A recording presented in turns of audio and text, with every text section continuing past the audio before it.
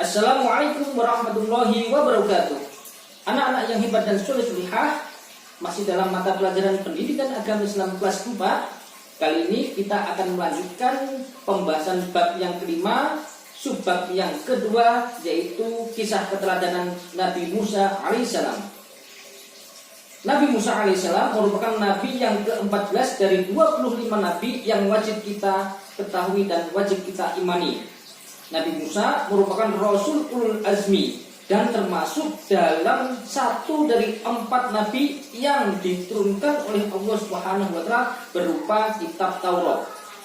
Nabi Musa dilahirkan di kalangan Bani Israel di negeri Mesir. Ayah Nabi Musa bernama Imran bin Khahif bin Lawi bin Yakub, sedangkan ibunya bernama Yakubah. Nabi Musa merupakan nabi yang diutus oleh Allah Subhanahu wa Ta'ala di tengah-tengah kekejaman Raja Fir'aun. Raja Fir'aun adalah raja yang berkuasa di negeri Mesir pada waktu itu.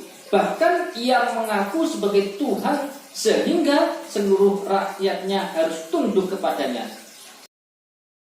Nah, dikisahkan pada suatu malam Fir'aun mendapatkan sebuah mimpi yang sangat mengerikan, sehingga dia tidak bisa tidur lagi dengan tenang.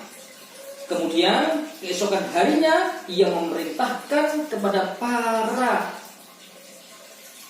bala bantuannya untuk mengumpulkan seluruh peramal-peramal yang ada di kota Mesir. Fir'aun lalu menceritakan mimpi-mimpinya tersebut kepada para peramal tersebut. Dia berkata, melihat ada sebuah api yang berkobar hebat di Mesir yang membakar dan memusnahkan seluruh rumah orang-orang Mesir dan rumah orang-orang Bani Israel. Nah, salah satu peramal lalu berkata bahwa akan ada anak laki-laki yang lahir dari kalangan Bani Israel yang kelak akan menghancurkan kekuasaan Raja Fir'aun. Nah, mendengar seperti itu, kemudian Raja Fir'aun memerintahkan kepada pasukannya untuk membunuh setiap bayi laki-laki yang lahir dari kalangan Bani Israel. Nah, bersamaan dengan perintah Raja Fir'aun tersebut, maka lahirlah seorang bayi laki-laki dari kalangan Bani Israel yang bernama Musa. Yang merupakan ibu Musa kecil sangat bingung dan gelisah. Kemudian oleh Allah Subhanahu wa Ta'ala diberikan sebuah ilham kepada ibu Musa kecil tersebut, yaitu untuk menghanyutkan Musa kecil di sungai Nil agar tidak dibunuh oleh pasukan Raja Fir'aun. Kemudian di hilir sungai, istri Raja Fir'aun yang pada saat itu berada di sungai yang bernama Aisyah justru menemukan Musa kecil dalam keadaan yang sangat bersih dan bercahaya. Nah, lalu bayi Musa kecil tersebut dibawa pulang oleh Aisyah dan dihadapkan kepada Fir'aun. Namun apa yang terjadi? Fir'aun sangat marah sekali. Akan tetapi atas bujukan dan permintaan Aisyah, akhirnya Fir'aun menyetujui jika Musa kecil dijadikan sebagai anak angkatnya. Nah, singkat ceritanya, di istana Musa kecil disusui oleh ibunya sendiri yang menyamar sebagai pengasuh. Nah, Musa kecil di istana tumbuh menjadi remaja yang sangat sehat, sosok yang cerdas, kuat, berakal sempurna. Nah, dikarenakan di istana Musa yang sudah beranjak remaja dan dewasa merasa jenuh, sehingga Musa memutuskan untuk keluar jalan-jalan di siang hari.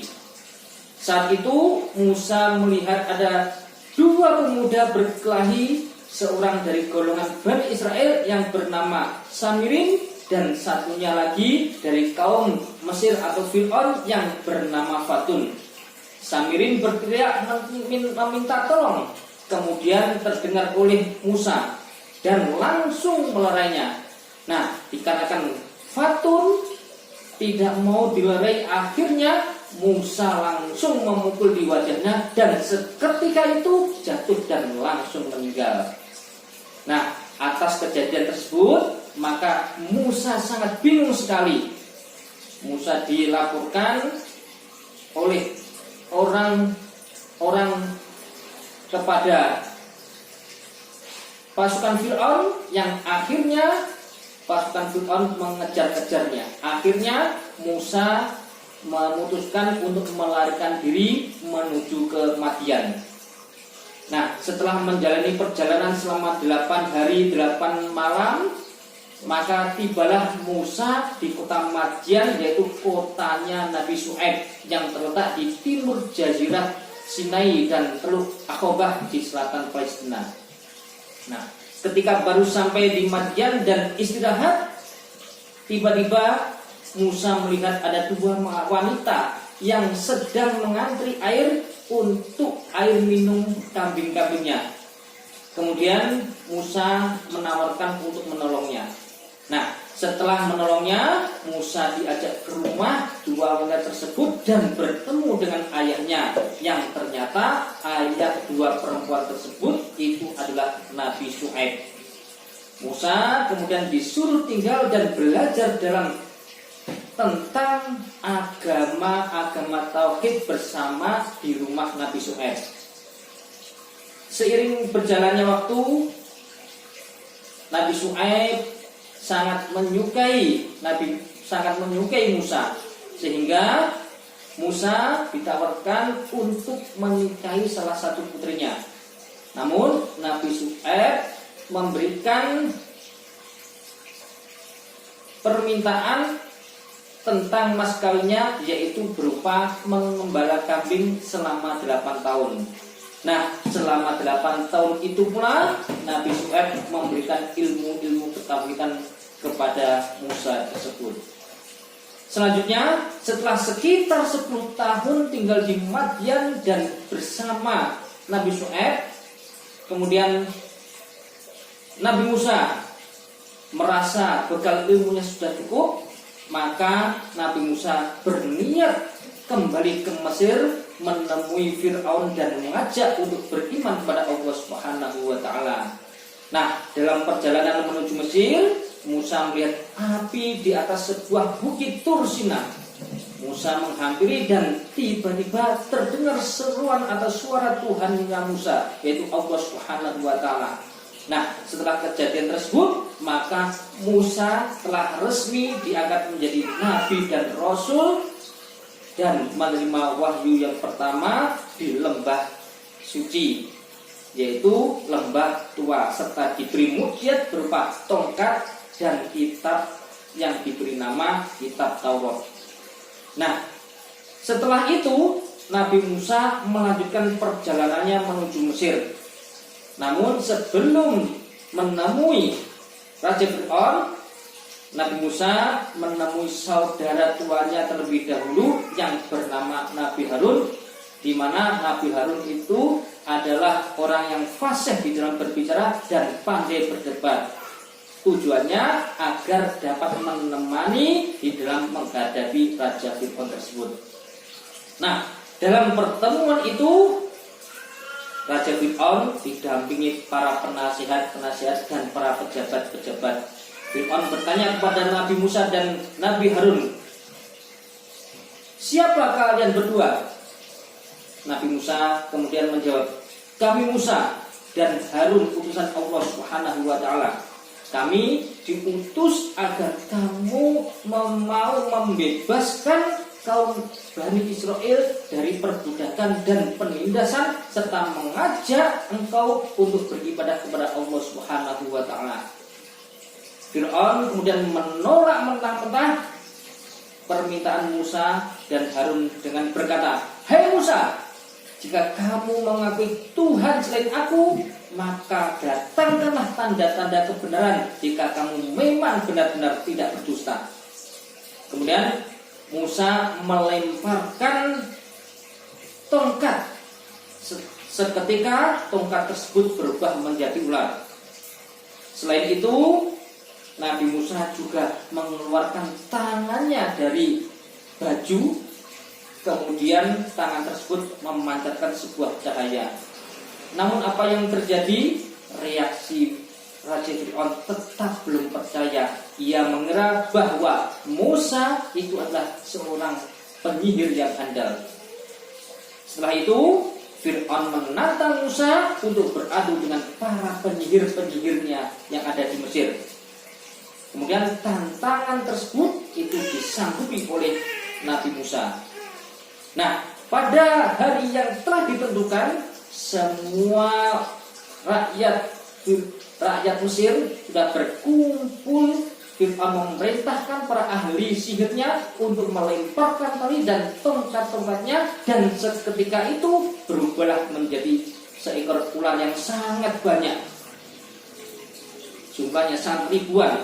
Kemudian dengan tenangnya Nabi Musa melemparkan tongkatnya, dan seketika itu pula tongkat Nabi Musa berubah menjadi ular yang sangat besar dan langsung menelan ular-ular ahli sihir Fir'aun tersebut.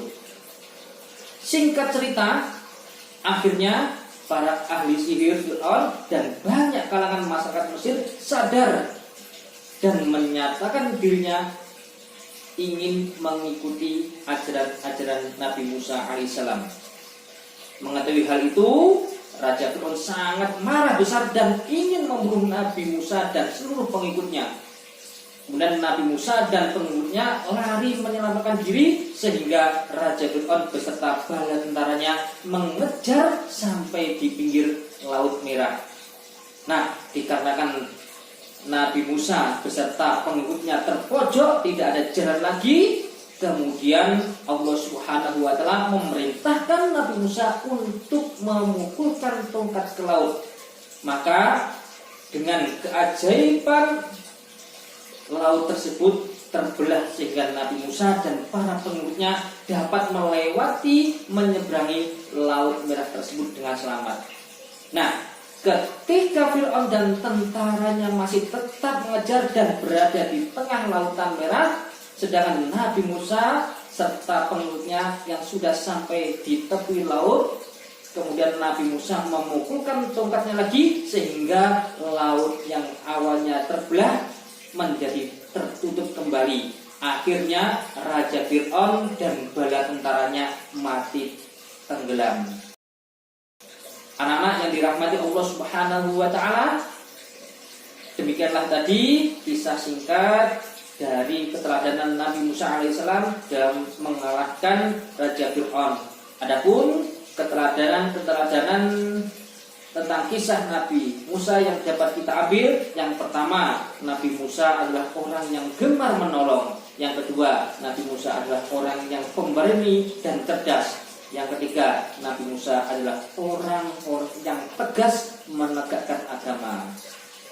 Anak-anak yang dirahmati Allah Subhanahu wa Ta'ala, semoga kisah Nabi Musa ini dapat kita pahami dan bermanfaat bagi diri kita semuanya. Saya akhiri, wassalamualaikum warahmatullahi wabarakatuh.